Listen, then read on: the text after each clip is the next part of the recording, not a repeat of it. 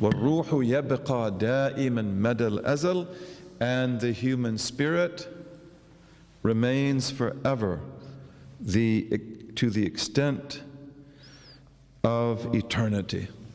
Okay, so the ruh, your spirit, which is what gives you life, this never dies. This is our belief. Your spirit will never die. The spirit of the disbeliever will never die. All human beings are created to live for eternity. We all have beginnings. We are created from nothing, and our beginnings are a long time before this world. But we don't have ends, and that's possible because of the fact that He who has no beginning and therefore also has no end, He can create you at any time He wills, and He can sustain you in existence as long as He wills. So we don't have self-sufficient eternity. We have contingent eternity. But God willed when He created you, because you're very special, that you will never die. And you will see the effect of your actions.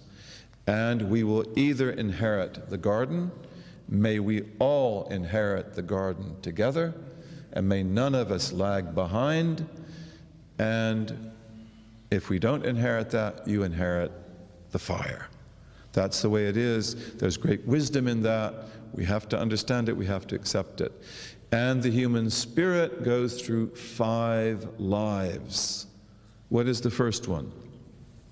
Do you know? What is the first life?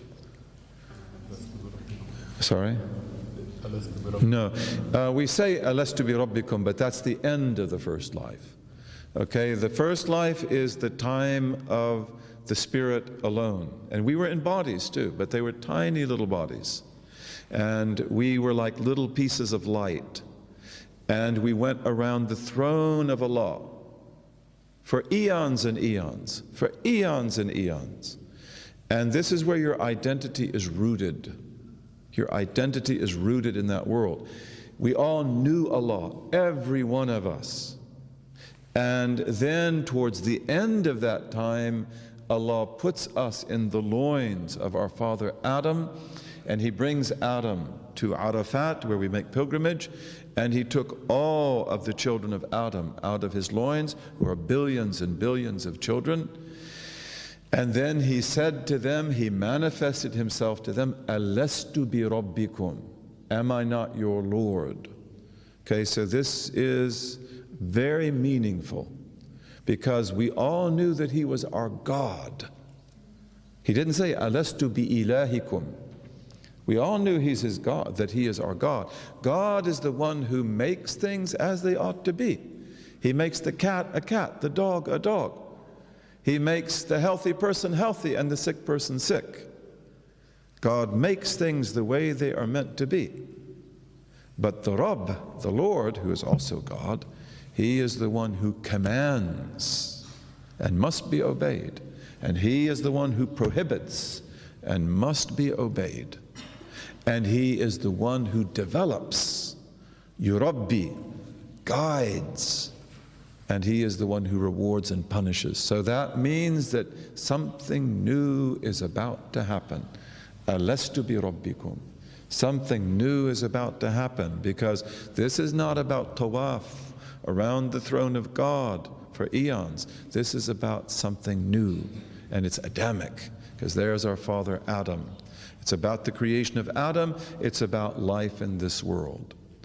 Then after that, we come into this world, and we come into this world through the wombs of our blessed mothers. Okay, so this, if the next world is the world of the tomb, this is the world of the womb. We come into this world through the womb of our mothers.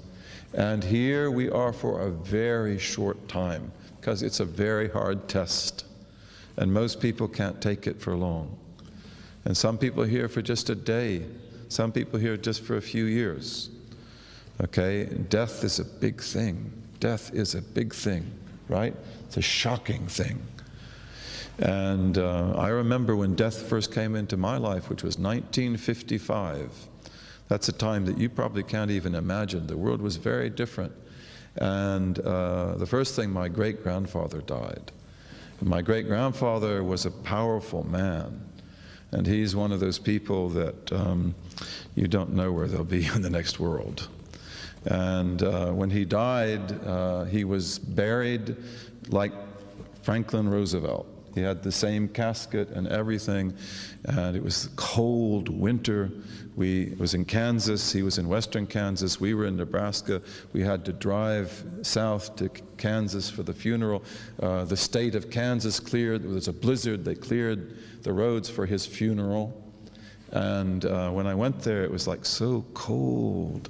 And then I could see that everyone is frightened. My mother, my father, my aunts, and you could look at him, he's in his casket, you know, stiff. And it's like I could see, it really frightened me, to tell you the truth, because I was a little boy. And it's like I could see that nobody is happy here. No one is content here. No one wants to face this. And of course, they've got all kinds of concerns. Death not being the only one. It's also because families, when people like that die, they start to fight. You know, and they start to break up. So they're also worried about that. But as a child, I couldn't see that. But as a child, I could see that this is a horrible moment. And it's probably because, I mean, I don't know where he went, but the fire is probably not far away, you know. And then in the springtime, I had a little friend named Rodney, who was like my best friend. He was like 3 years younger than I was, and he died. He was a little boy, you know, and he had cancer. We knew he had cancer. We knew he'd die, and, you know, my mother would take me to his house, and, you know, children talk about what are you going to be when you grow up, right? And then he's going to say, well, when I grow up, and then it's like, you have to be really polite, but like, you're not going to grow up. You'll be lucky to make it through the summer. And he didn't make it through the summer. And then his father went insane. His father, who was my father's partner, he went insane. He became an alcoholic, and he was good for nothing after that. Death is a huge thing. And one of the things I could see is that as Christians, we fear death. And that's the truth. That's why, like, I came into Islam through the autobiography of Malcolm X, and I have to say, I feared death. I did fear death, and I also feared existence, because I didn't feel that I was right with it. And when I was reading the autobiography of Malcolm X, he said, Islam is a religion that removes fear. And that hooked me. I read the book all night, but that's what hooked me, because it's like, is that possible? Is it possible for me to live without fear of death? You know, and it's like, why do you fear death? It's because, you know there's more to it than just dying, right? And you know you've got to get this right. So, you know, that's a big thing. The spirit remains forever to the extent of eternity. And when we die in this world, we go into the next world, which is the barzakh. And the barzakh is the intermediary world, the interface. And there, most people are there for a long time. We're here for a short time. Even if you lived 1,000 years, that's a short time. In the barzakh, you'll be there for a long time. And the barzakh is very real. It is more real than this world. And the barzakh is under the ground, it is on top of the ground, it is in the sky. And there people are rewarded and punished, and people have different realities there. And then in the barzakh, you usually forget what happened in this world, by the way. Not all people do, but usually you do. And then we are born into the world again with the resurrection. Where does the resurrection begin of your body? Maybe some of us, our bodies will be intact because we hope we'll be saints. But if the body is not intact, where does the recreation of the body begin?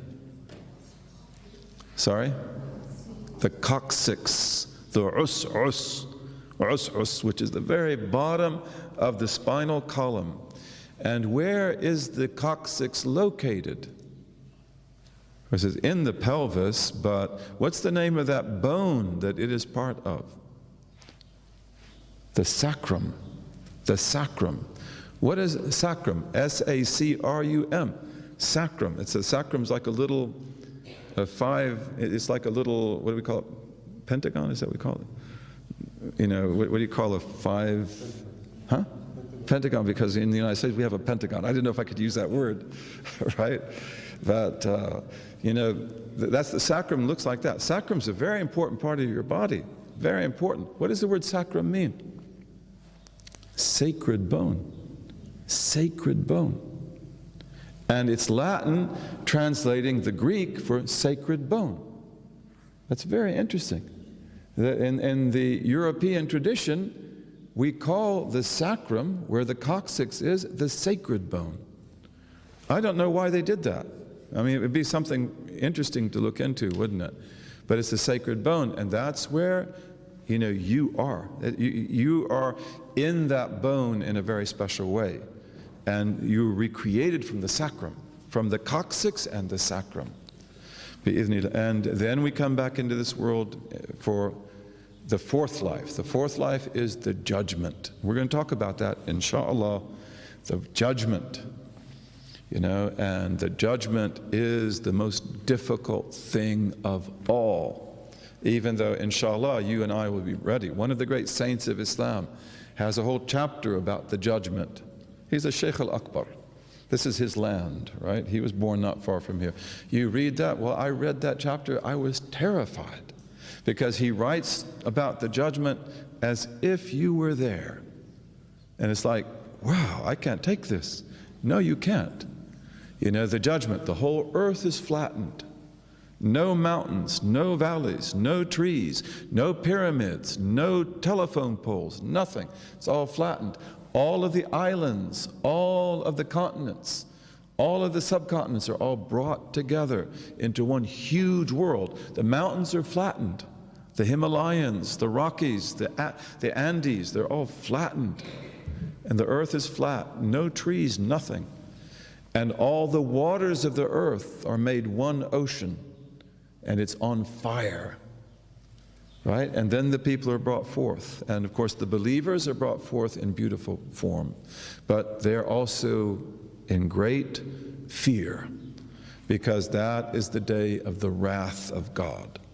His wrath is over everything. And it's like, I have to be judged, and where will I go? And what will come out? And look at the failures, just like Sheikh Bakai. Because he's a person who lived out reality that, like, you know, I've never fulfilled your right. I can't fulfill your right.